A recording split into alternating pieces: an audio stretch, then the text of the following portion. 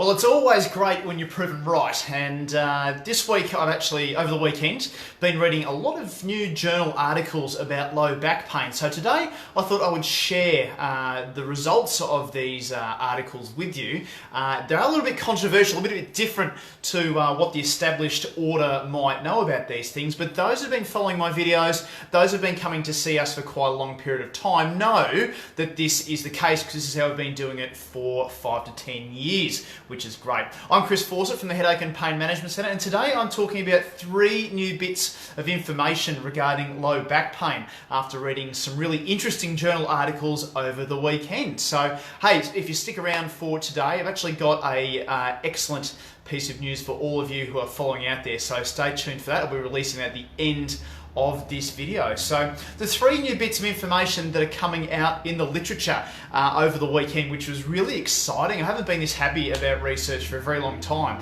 but it's really good that the research is starting to come around to everything that we've been saying here at the Headache and Pain Management Centre for a very long time. So the first piece of information, the first one was an article that came out over the weekend regarding the muscles that are being used in low back pain. Okay, so what they did is they put all these electrodes into a person's lower back, which isn't all that comfortable. And what they wanted to know is the muscles that are actually used in moving the back backwards and forwards to see what the differences are between people with low back pain and people who do not have low back pain.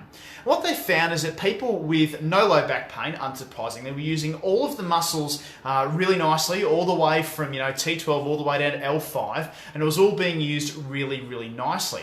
But what they found with people with low back pain is that the muscles around the L4, L5 region at the bottom of the spine weren't being used at all. Like they were just switching off, they just weren't being used. Which is something that we've thought here and long suspected here at the Headache and Pain Management Centre, given that we use the Med-X machine a lot to specifically train those muscles and get awesome results with it. But it's just really good to see that this has finally been proven by the research. It was done by a bunch of anatomists, so they're not physios, not chiros, there's no bias there.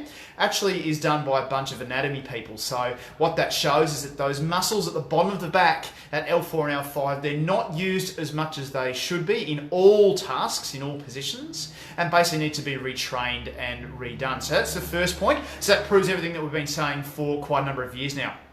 The second one, which was really exciting, was actually this particular paper here, which I've got in front of me, which is actually won the prize for the International Study of the Lumbar Spine Prize in Clinical Science. So this is actually a bunch of doctors which have decided to award this Japanese study an award for Paper of the Year for this. It's actually called Clinical Importance of Trunk Muscle Mass for Low Back Pain, Spinal Balance and Quality of Life. Okay, so they did a multi-center, what they call a cross-sectional study. What they found is that trunk muscle mass was significantly associated with reduction of pain and also quality of life scores. And it's an important role to elucidate and treat lumbar spinal dysfunction and spinal imbalance. So what that means is that you actually need bigger muscles around your lower back to get better quality of life and less back pain. And what do you think improves the size of the lumbar spine? That's right, exercising the lumbar spine in isolation. Strengthening the lumbar spine and doing exercises that make the muscles around your spine bigger. So not the glutes, not the hamstrings, that's all really good stuff. You actually need to target those low back muscles to get them right. So it was actually really good to see that that was the case. And they took a couple of cross-sectional areas of muscles at the bottom of your back and in the front of your spine as well to see what the differences were there. So that was the second paper.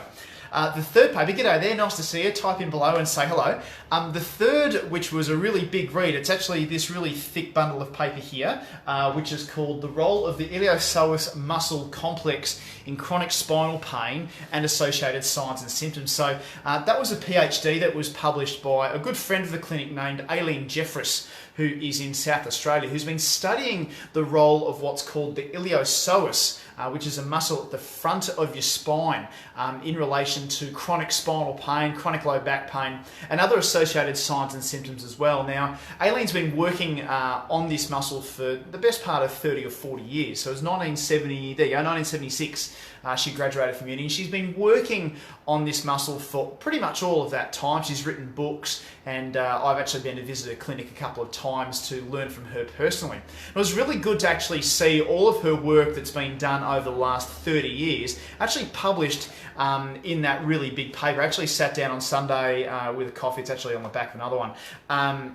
With a coffee to actually read all of this stuff, and it was just fantastic to see all the things that she's been talking about for many years, all referenced, all researched, and she did a randomized controlled trial comparing releasing psoas to just stretching it and to no intervention, and found that actually releasing that muscle at the psoas was doing all of the, was actually improving low back pain very early in the piece. So what that showed us is that the psoas muscle has a big impact on chronic spinal pain and also just low back pain in general. So if you put all of those together, all of those papers together, it actually comes out to being what our treatment protocol is for low back pain, which is actually really exciting to see all written down. So firstly, what we need to check is we need to check what the role of the psoas muscle is in low back pain. Now you will see out there that there are people that bag the psoas about, you know, it hasn't got that big a deal, but if you look at where it attaches into, it attaches to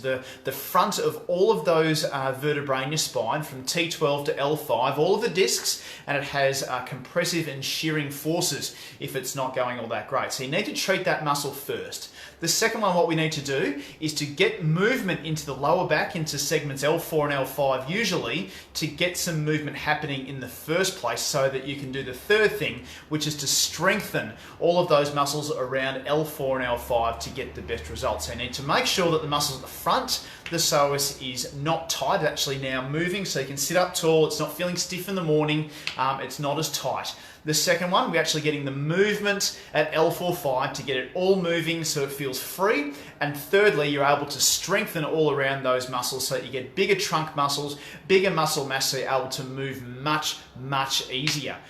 It's all there, it's all very straightforward, it's all common sense, but common sense isn't common, as they say in the classics. So that is basically how we treat low backs, and it's just really good to see that now the research is starting to catch up with everything that we've been doing here for the last 5 years and the last 10 years in my career as well. Now I did promise at the end of the video today that I would be announcing something, and what it is, it's our new Instagram page. So we now have an Instagram feed on Instagram, which was launched today, and you can find that at HPM Centre on Instagram. So go along and follow that. There'll be a lot of really good stuff. We'll be posting daily, if not twice daily, with really important, really interesting tidbits of information, tips, pictures, blogs, you name it, it's all going to be there on Instagram. And of course, we'll be sharing it across here on Facebook and via your email database as well. G'day, it's nice to see you there, Aaron. Good to see you there, buddy. So basically what I'd like you to do is to go across to Instagram, search for us at HPM Centre. It's the same tag as our Twitter feed and our Facebook feed, and you'll see all of that really good new information there on Instagram directly to your mobile phone every single day. Hey, I hope that's been helpful. If there's any questions about low back pain, please type in below low back pain, and we're happy to get in touch with you about anything that we spoke about today and help you out with your low back pain problem. Thanks very much for joining me, and I'll see you again next time. Cheers, bye for now.